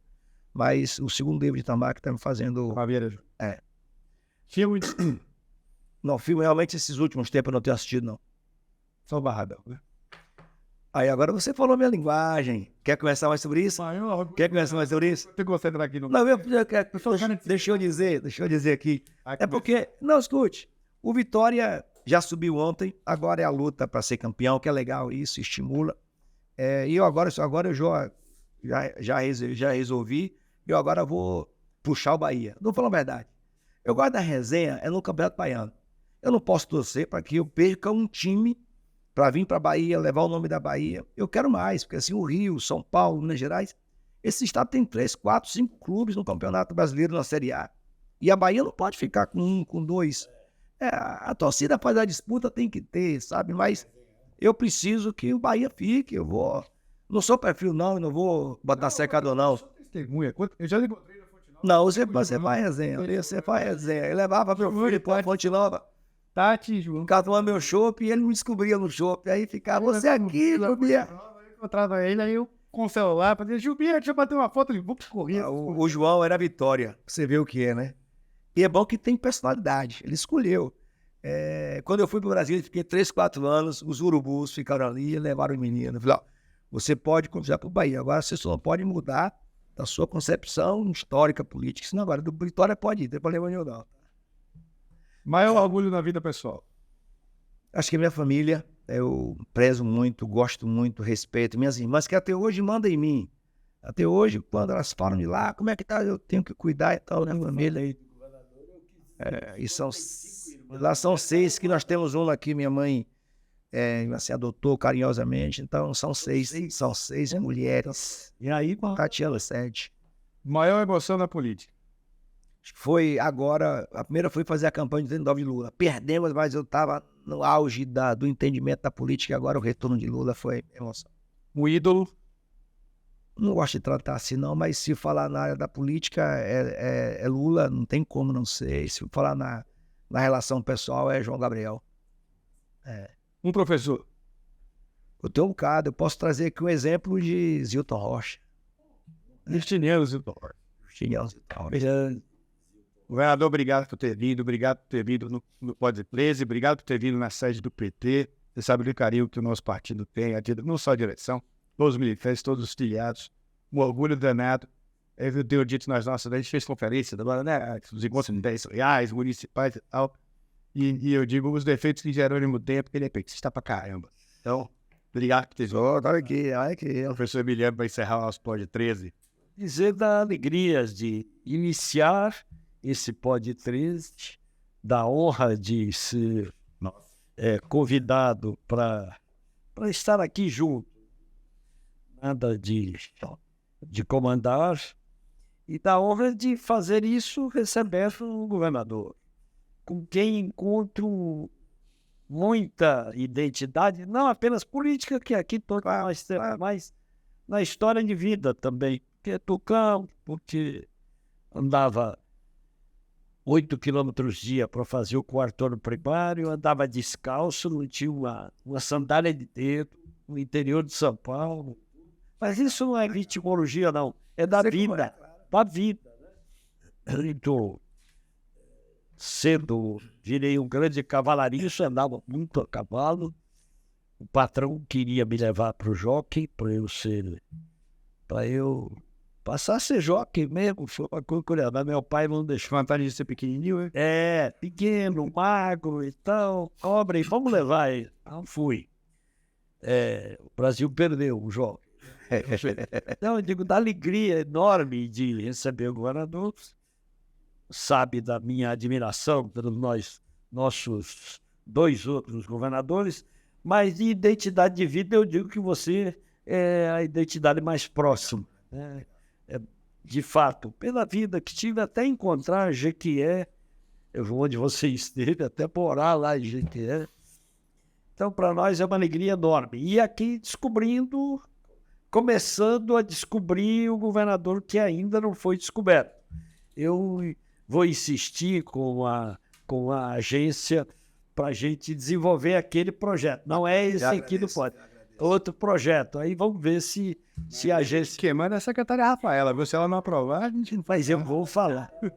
Já está. Mas ali eu sou da família, tem tempo. Ela sabe disso. Ela sabe disso. A alegria enorme, governador, dirigir-me aos nossos companheiros, aos nossos militantes, e não só os militantes, porque muito mais gente vai ver, aqueles que cercam o PT, que é uma multidão imensa, né? Eu já tive a alegria de ser presidente do partido, mas sou sobretudo militante, e o presidente chamou e eu disse presente. Claro. E é uma honra muito grande estar aqui, contribuindo para o debate e para a discussão política e para os rumos do nosso Estado, que é o que a gente está fazendo. Muito obrigado. Tá? Eu que agradeço e eu tenho muito prazer de ser filiado ao Partido dos Trabalhadores e de estar nessa fase histórica do Brasil, sendo governador do estado da Bahia. E a Bahia sabe que escolheu um governador com essas características. Podia não saber de tudo, mas não são características que prejudicam a escolha de quem o fez sem conhecer. E sempre que eu possa correr esse risco, eu tenho que me equilibrar para não fazer qualquer percurso que não sirva para o serviço que eu fui escolhido. Então, eu tenho na minha responsabilidade um partido para poder zelar pelo meu comportamento, e eu me baseio nisso. Os outros partidos que compõem essa frente, eles também orientam muito o meu comportamento. Então, você saber que tem um PSB que Litz dirige, um PSD que professor Otto na campanha me ajudou bastante. Eu tive ali um contraponto muito forte, sabe, Mariano? Quando eu via o meu opositor descartar quadros históricos do partido dele, não valorizar aquelas pessoas que têm a história, que têm origem, que têm ensinamentos, e eu ter à disposição ao meu lado Jacques Wagner, Otto, não digo nem Rui, que é mais jovem em relação aos dois, e eu por assim, eu tenho que aproveitar aqui, e nas viagens, nas atividades, mesmo Otto às vezes no cansaço da idade, do tempo dele, se predispor a fazer o que ele fez conosco, não é, sabe? Então, tudo isso me coloca numa responsabilidade muito grande de governador do Partido dos Trabalhadores. E acho que esse mote aqui do Pod 13 é um questionamento que a gente tem que responder. As redes sociais não podem ser usadas sem um questionamento delas. Não pode. Nós estamos fazendo uso aqui de um podcast das redes sociais, que é uma ferramenta que chega às nossas vidas, às vezes, sem uma reflexão. Eu estava secretário de Educação quando a pandemia aconteceu e nós, no conjunto da geração nossa, sofreu muito embargo, muita dificuldade em admitir que o ensino via internet, via televisão, não servia, não podia, mas não tinha outra ferramenta. O menino estava em casa, fechado, não podia sair, eu tinha que enxergar ele. A escola é diferente, ele vem até a escola, Mas era o contraponto, nós não estávamos prontos para isso. A nossa formação não dava conta de responder a mexer em um programa de internet. Acho que a modernização do PT se passa por diversas frentes. Matar a fome agora é moderno, porque está na pauta nossa. Gerar emprego, cuidar do meio ambiente, tão aclamado nesse momento. Inserir a juventude, reduzir. A exclusão é coisa antiga, não é não. Para nós é moderno isso, porque ela vem de outro formato, ela vem cavalgando em outro tipo de animal. Então, eu acho que parabenizar o partido, a coordenação, a Secretaria de Comunicação por estar aproximando, criando. Eu sei que a produção vai cortar um bocado de coisa aqui, porque tem que chegar curto, tem que chegar com recado, mas o material naturalmente vai servir para a gente historicamente. E aí, Éder, parabenizar e agradecer a oportunidade de estar sendo entrevistado, sendo conduzido pelo professor Emiliano. O senhor, mesmo que o senhor balance a cabeça ou não administre, o senhor é uma referência para a gente, o senhor é um grande destaque para nós. Estamos juntos. Um abraço.